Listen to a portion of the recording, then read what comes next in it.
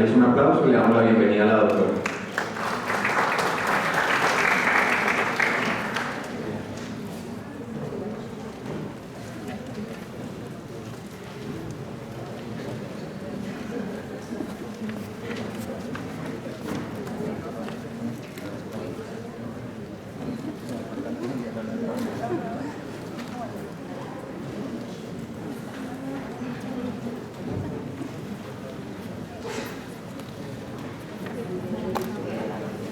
Recuerdo las clases de matemática en segundo de primaria, me tuvieron que llevar un barquito. Hoy también me tuvieron que traer un barquito. Bueno, el tema que me tocó hoy presentar a mí realmente es simpático y muy agradable y bastante gratificante volver a retomar toda la semiología para abordar un paciente en sala de urgencias de debilidad muscular. Es un tema que puede verse sencillo, pero se puede tomar de 20.000 abordajes. Intenté enfocarme hacia el abordaje de urgencia, pero vamos a ver cómo nos va pues, con un abordaje inicialmente clínico y semiológico.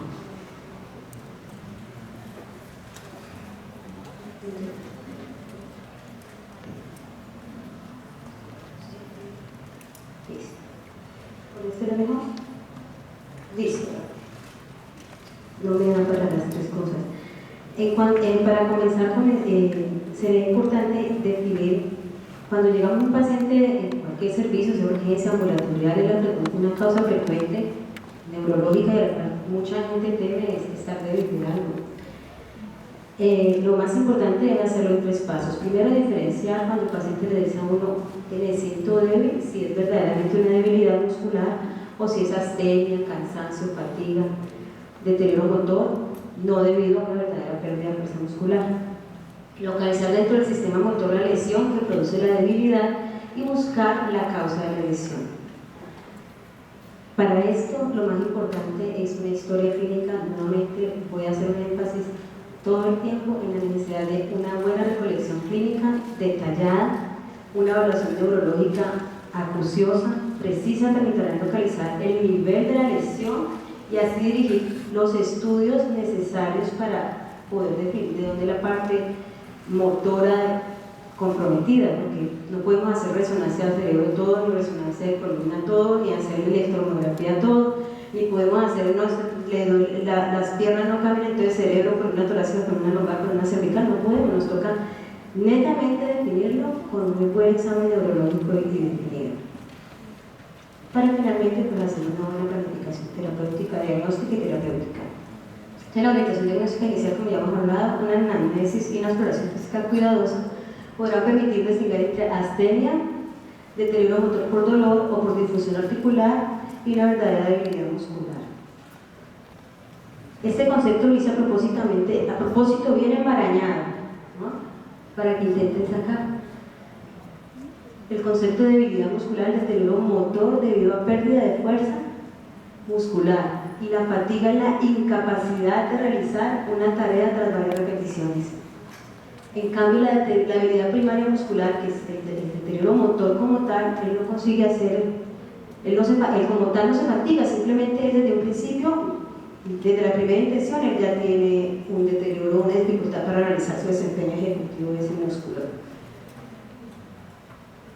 Aquí tenemos entonces en esta diapositiva las causas de astenia y fatiga, que pues ustedes como internistas conocen más que yo como neuróloga, las enfermedades sistémicas como tal, la enfermedad de Addison, anemia, ansiedad, la quimioterapia, el síndrome de fatiga crónica, el dolor crónico, el desentrenamiento, el sedentarismo, el estilo de vida, todas estas causas que pueden producir una falta de fuerza, que son más astenia y fatiga, la fibromialgia, la enfermedad cardíaca.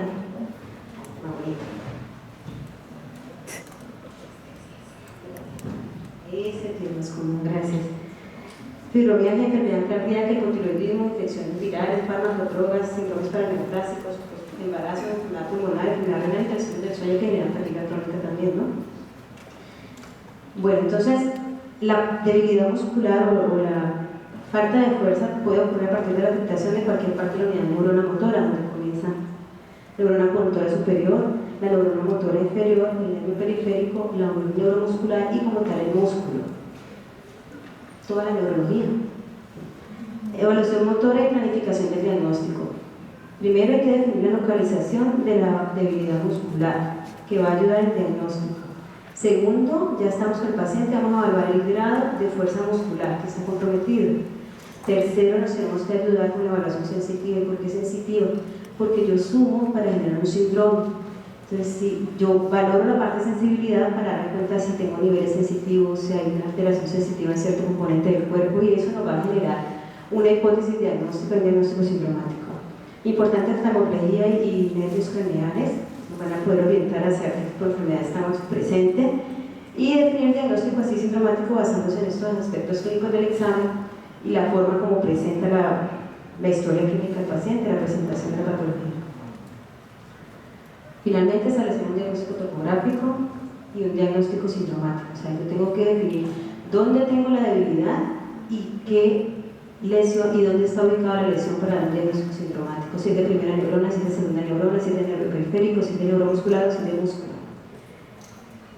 Con esto creamos una hipótesis y planeamos una evaluación complementaria acertada, sin pérdida de recursos, para finalmente llegar a una sospecha etiológica. La localización de la lesión, como lo venía diciendo, lo más útil es a través de la historia clínica, el examen físico y los hallazgos. Nos vamos a definir si esa debilidad es por compromiso en la corteza motora del tracto córtico-espinal, que le definimos la primera neurona motora, o si está en el asta anterior de la médula o raíz anterior del nervio espinal o nervios periféricos, que sería la segunda neurona, la motoneurona inferior, si está en la unión neuromuscular, que sería la placa motora, y sería finalmente para llegar a la respuesta efectora al músculo, donde hablaríamos de la miopatía. Entonces, en cualquiera de estas 4 lugares puede haber la lesión que me produce a mí la debilidad muscular. Continuamos la exploración detallada. ¿Qué pasa? ¿Qué lesiones puedo tener yo? ¿O qué signos o qué síntomas va a tener? Signos, vamos a encontrar un paciente con lesión del sistema nervioso central, primera neurona. ¿Qué síntomas vamos a encontrar en el sistema nervioso periférico, segunda neurona? Miopatía y homeopatía. Entonces, como ven allí, en el sistema nervioso central no se ve una franca atrofia en el inicio del cuadro, no hay fasciculaciones, el paciente lo vamos a encontrar hipertónico con espasticidad, no siempre al inicio, ¿no? La espasticidad la encontramos una semana después de iniciar la lesión a la neurona motora superior. Reflejos tendinosos activos y una respuesta cutánea plantar extensora o Babinski. Y debemos buscar los defectos sensitivos. La debilidad muscular de los pacientes con primera neurona es una distribución piramidal o regional, ahí donde vemos las hemiparesias, las hemiplegias. Podemos encontrar una monoparesia, que es muy regional en los pacientes con lesiones de la columna torácica, o podemos encontrar una distribución que empieza en pierna, pasa a brazo, después otro brazo, después otra pierna, como en la manecilla del reloj, ante los compromisos de la columna cervical. Sistema nervioso periférico, vamos a encontrar una grave atrofia desde las primeras semanas de inicio, fasciculaciones, un tono disminuido, arreflexia, hiporreflexia también, o una respuesta cutánea plantar flexora. Este es un síndrome de segunda neurona motora. Ahora, el síndrome de neurona motora vamos a encontrar tanto de primera como de segunda, ¿sí? Cuando tenemos compromiso elástico. El sistema nervioso periférico vamos a encontrar una debilidad muscular generalmente distal y segmentaria. Pacientes con neuropatía diabética, pacientes con Guillain-Barré, pacientes con porfiria, ¿sí? De una neuropatía generalmente distal y segmentaria. La porfiria sí es más proximal, que es lo que diferencia del Guillain-Barré. Los pacientes con miopatía van a tener una atrofia leve, generalmente la atrofia es por desuso, no tienen fasciculaciones, los reflejos generalmente los encontramos normales, el tono está disminuido y la respuesta cutánea plantar, pues como no hay respuesta piramidal, la respuesta cutánea plantar es normal. La debilidad muscular generalmente es proximal. Entonces, cuando hablamos, para concluir, los compromisos de primera neurona, sistema nervioso central o médula espinal, vamos a tener una distribución muy regional, hemiparesia, hemiplegia o la monoparesia total. Cuando ese sistema nervioso periférico, la debilidad va a ser más distal y segmentaria, ¿sí? Y cuando es con miopatía, la debilidad es proximal. Insistiremos en las distribuciones porque a través de las distribuciones vamos a llegar al examen más acertado, a la prueba complementaria más acertada. Bueno, aquí está el cuadrito que ya muchos debemos manejar para medir la fuerza. Se distribuyen en puntuación de 0 a 5, donde 0 no hay contracción muscular, 5 es el paciente que hace contrarresistencia, el 4 es un bemol, ¿no? A veces 4 más, 4 menos, pero sirve para dar una valoración objetiva del que estamos, porque algunas personas pueden estar haciendo contrarresistencia, pero se fatigan, ahí sí viene la fatiga, se fatigan más fácil, claudican más fácil. 0 no existe contracción muscular, 1 hay un indicio de contracción pero no mueve, o sea se ve el músculo apretándose pero no consigue hacer ejecutivamente un movimiento.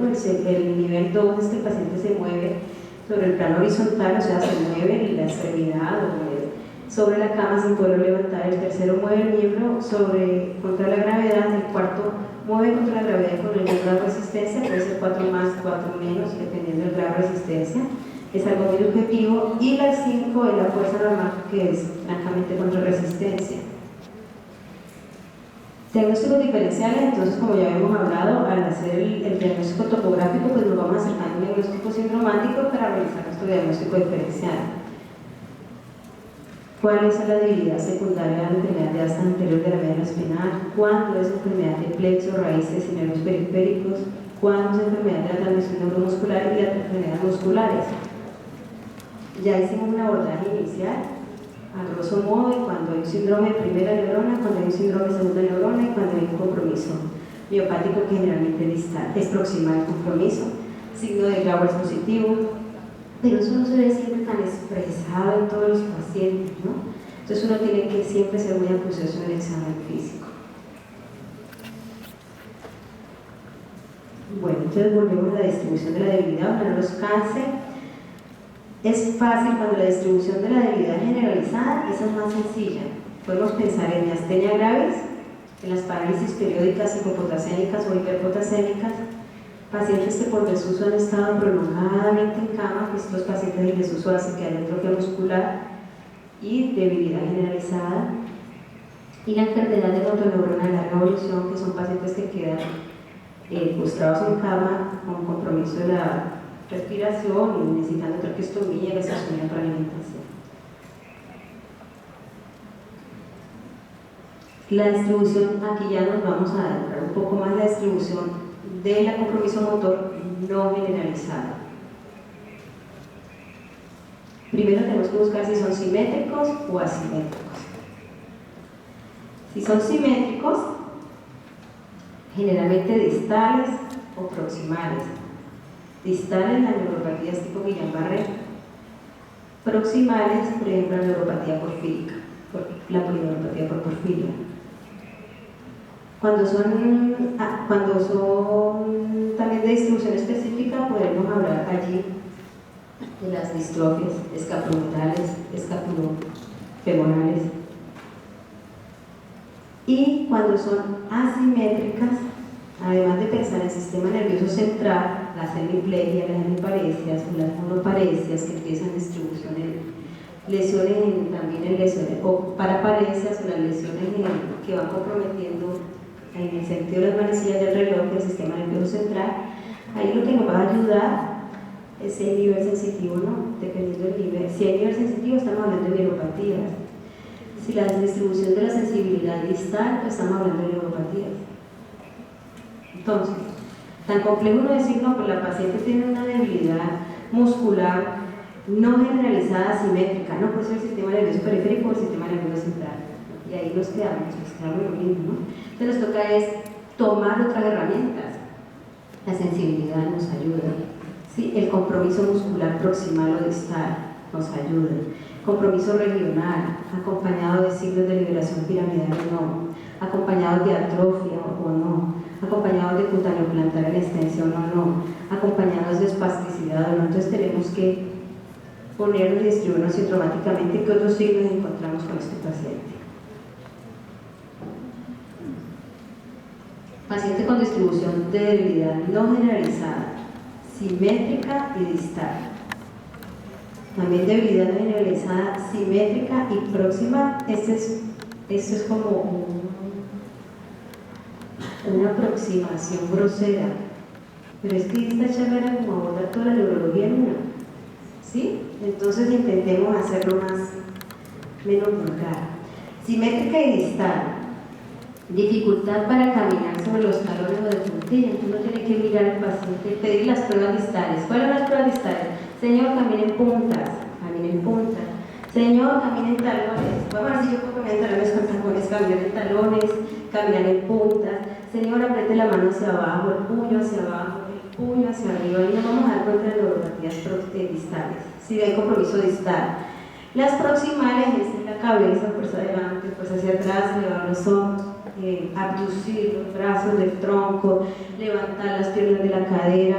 Y también hay que hacer siempre el signo de Gowers en el que uno sospeche que la debilidad es proximal y uno no encuentra nada. Ese paciente dice, doctor, es que no puedo caminar, pero como no puede caminar, los reflejos están normales. Todo está normal.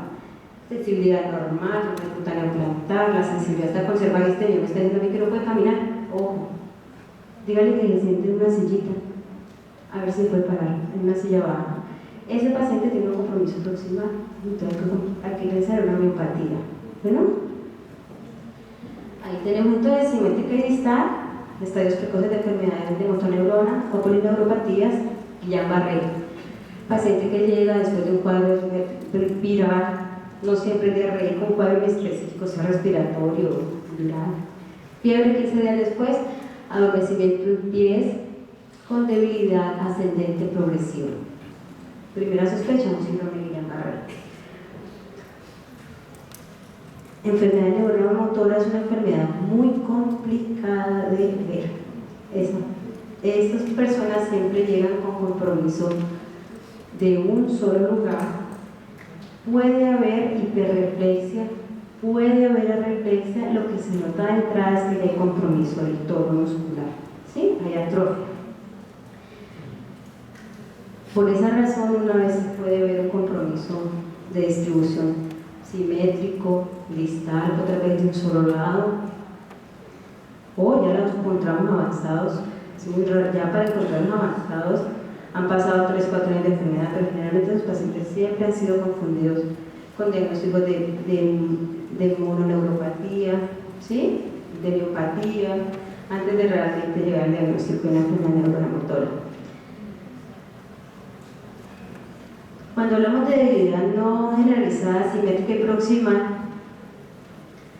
es los pacientes con miopatías, hacerles el signo de levantarse del suelo, que no son capaces, se voltean, tienen que voltearse, coger las manos, hacer toda una disposición con sus rodillas y caderas para lograrse levantar del piso.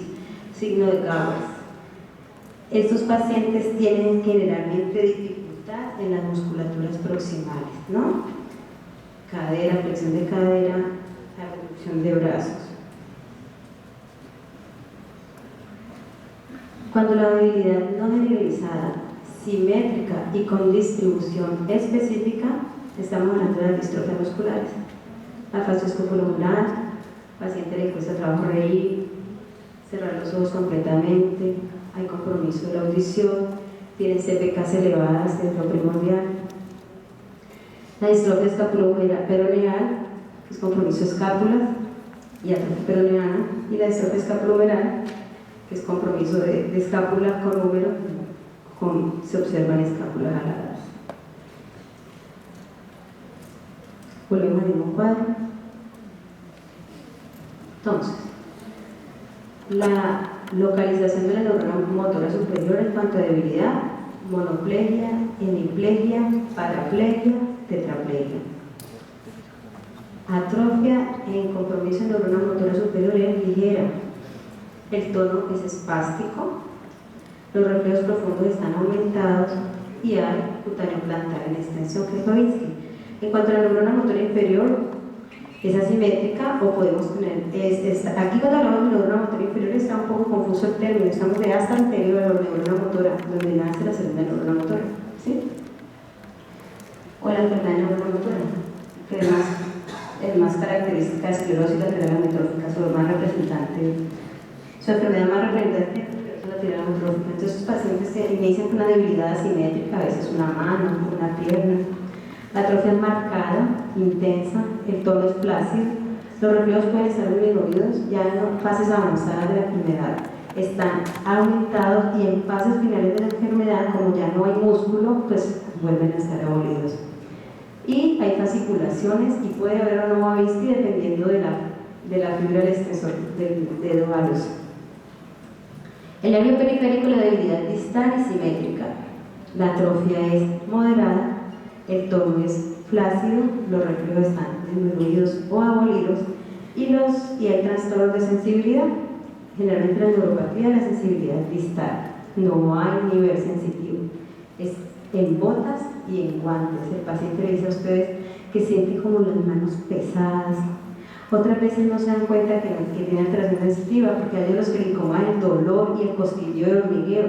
Y no le hace valoraciones con microfilamentos y se da cuenta que comparativamente la próxima con lo distal, generalmente en fases iniciales de diabetes, la parte distal no tiene sensibilidad con microfilamentos. Al tacto sí, pero con microfilamentos no.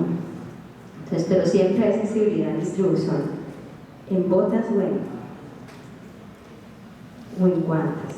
En cuanto a nivel neuromuscular, es importante siempre valorar la parte ocular, la parte vulvar, y generalmente la distribución es proximal y asimétrica.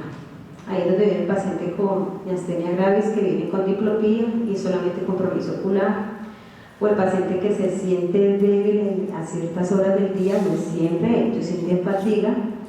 La atrofia es ninguna, el tono es normal, los reflejos están normales y la fluctuación diurna de la debilidad. En el transcurso del día ellos se van sintiendo cansados y fatigados, ¿sí? En cuanto a compromiso muscular, como ya lo hemos hablado, proximal y simétrica, con una atrofia ligera, tono normal, reflejos profundos disminuidos, o a veces están normales y pueden presentar o no dolor. ¿Eso ya tiempo?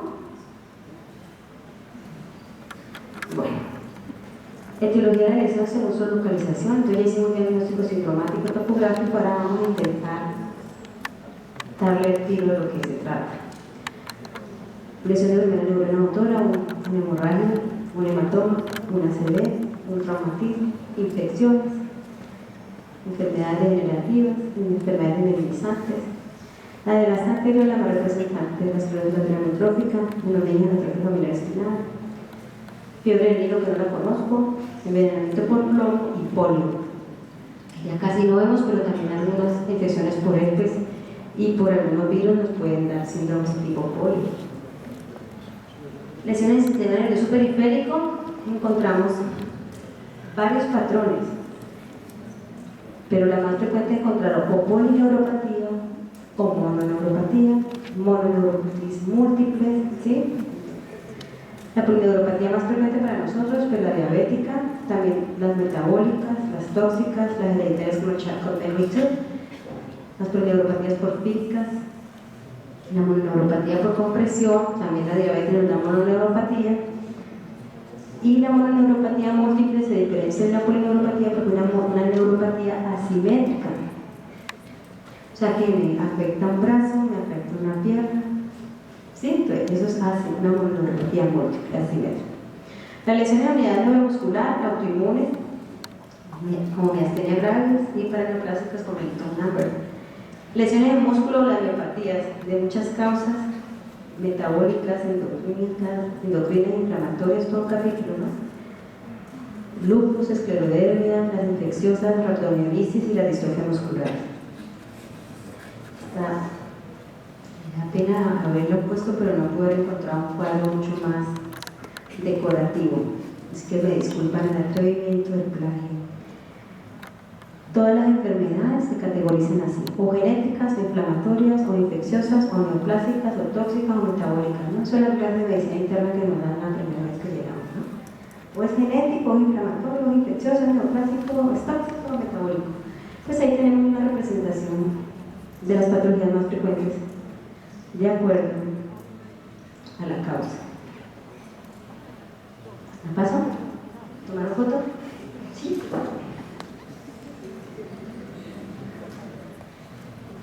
Hacemos un programa rápido para ver si No estamos como confundidos. ¿Se acuerdan la primera diapositiva? Pues así estaba yo cuando organizaba la charla, porque era organizar todo la semiología en una charla de 20 minutos. Debilidad muscular, entonces hay que ver si es definir si es objetivo o si es algo subjetivo. Todos los pacientes que se sienten cansados, y ahora tenemos una palabra, hoy me decía el psicoanalista, ahora tenemos una palabra de moda, es el estrés, y a todo le echamos culpa al estrés. Entonces ahora nos vienen los pacientes muy estresados con debilidad, cansados, fatigados, no consigo moverme, no me quiero parar, me cuesta trabajo subir las escaleras. Una cosa es lo subjetivo y otra cosa es definir objetividad. Objetivo, neurona motora, nervios periféricos, unión neuromuscular y músculo. Y aquí estamos contando la primera neurona. Y los objetivos de la fatiga y astenia, que es aquel cuadro que vimos donde había tantas patologías con compromiso sistémico que nos podían generar astenia. Entonces, los nervios periféricos están neuropatías polirradículas, neuropatías en nervio y músculo, en astenia grave, sintomal, parálisis periódica relacionada al potasio, miopatías inflamatorias y miopatías metabólicas. Pruebas complementarias. Hemos definido entonces si la lesión está en primera neurona, si la lesión está en segunda neurona, si la lesión es músculo, si la lesión es nervio periférico. Dependiendo de eso, pues el enfoque que le vamos a hacer las pruebas complementarias. Pero básicamente todo paciente que llega con un compromiso muscular o compromiso de fuerza generalizado debe tener un perfil hematológico incluyendo estudios de electrolitos, sodio, potasio, calcio, fósforo, magnesio, la hormona tiroidea. La CPK no le pide a todo, la CPK le pide cuando usted ya está viendo que el paciente está teniendo un compromiso muy miopático proximal. Las pruebas de orina en algunos casos nos van a ayudar con la mioglobinuria en pacientes con rhabdomiólisis. Cuando ya estamos sospechando de que hay enfermedades autoinmunes, pues sumamos esto porque este perfil es costoso, ¿no? No es que el paciente llegó débil a toda la madelana, zancas, antirroa, no. Pero para esas razones que tenemos que hacer adecuadamente un abordaje sindromático. Cuando estamos pensando en nervio periférico es súper importante hacer el estudio electrofisiológico, las neuroconducciones y los potenciales bocados de electromiografía. Cuando pensamos en el compromiso de primera neurona o compromiso mielopático, la resonancia muscular, dependiendo de dónde está la región comprometida, vamos a definir si es cervical o torácica, o si estamos pensando con síndrome de cauda-equina algo-lumbar, donde la biopsia muscular es un apoyo para pacientes que tienen miopatías y el estudio genético para aclarar una enfermedad de carácter como la distrofia y miopatías hereditarias. Concluir esta primera parte, las debilidades musculares agudas son enfermedades frecuentes en muchas situaciones. El cuadro puede llegar a ser grave cuando hay un compromiso respiratorio. El éxito del paciente depende de saber establecer un diagnóstico diferencial claro, veraz, rápido y correcto para que la primera alarma debe ser la historia clínica y saber conocer esa anatomía para poder lograr hacer la distribución, poder enfocar en el cerebro de nosotros, en qué lugares está ese paciente débil, en dónde será que está el compromiso, o sea, saber bien de la distribución segmental de lo posible compromiso o la lesión donde está, a través de las señales y síntomas neurológicos notorios recogidos en una buena historia clínica. La investigación complementaria y la planificación terapéutica dependen de esta primera fase. Aquí tengo unas patologías, no sé si alcance a dar las patologías más frecuentes para hablar de los puntuales, ya está práctico. Listo. Esa la de una segunda, en la próxima, para el segundo congreso. Muchas gracias a nuestros invitados.